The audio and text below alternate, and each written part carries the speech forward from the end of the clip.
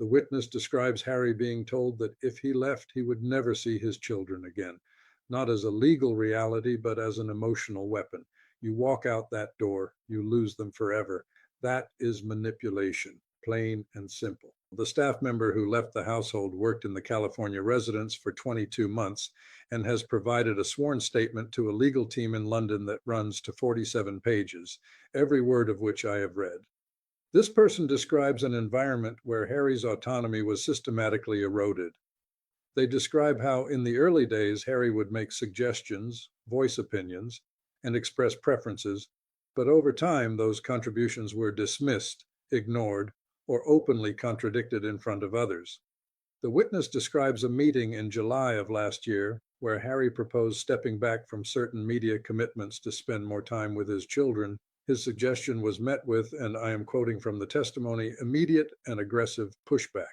He was told that commitments had been made, contracts had been signed, and that his desire to be a present father was not a valid reason to renege on professional obligations. Wanting to spend time with your children is not a valid reason. Let that sink in. The witness goes on to describe multiple instances where Harry attempted to contact family members in the UK, only to have those efforts actively discouraged or obstructed.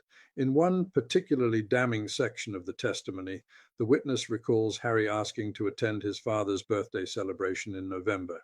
He wanted to fly to London, attend the event, and return within 48 hours. A quick trip with no fanfare and no media circus, just a son wanting to see his father on his birthday. According to this witness, the request was denied, not by the palace, but by his own household. The reason given was security concerns, but the witness states they later discovered no formal security assessment had been conducted, and the decision was made unilaterally. We have also obtained copies of text message exchanges between Harry and a close friend from his military days, spanning from August of last year to January of this year, totaling over 200 messages. On August 19th, Harry writes, "I don't recognize my life anymore. I don't recognize myself. I thought I was making a decision for my family. Now I'm not sure whose family I was thinking about." On September 26th, he writes, "I miss my brother every single day. I miss my dad. I miss my mates. I miss home. I miss who I used to be." On October 7th, "I'm not allowed to say this out loud, but I made a mistake, a huge mistake, and I don't know how to fix it." On November 2nd, "Tried to call Will again. No answer. Can't blame him. I destroyed everything."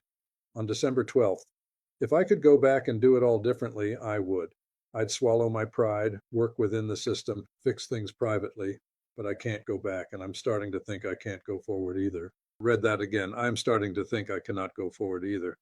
This is a man who is not just regretful, but despairing, lost, trapped between a past he destroyed and a future he cannot escape. In January, just 3 weeks ago, he writes, "I've drafted a letter to Pa. I'm going to send it. I'm going to tell him everything. I'm going to ask him to forgive me. I don't know if he will, but I have to try."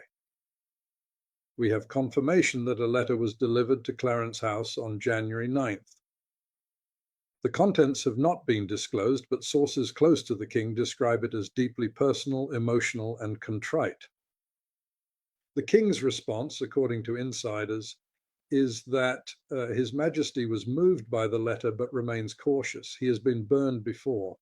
They all have, and there is a real question about whether Harry is acting of his own free will or whether this is another performance, another calculated move. That is the tragedy here. Even when Harry is being genuine, even when he is reaching out with sincerity, there is so much suspicion and so much damage that his words are met with skepticism. We have obtained flight records from a private aviation company based in Los Angeles showing that between June and December of last year, inquiries were made for one-way flights from Los Angeles to London on 7 separate occasions. The inquiries were made using an account linked to Harry's security team.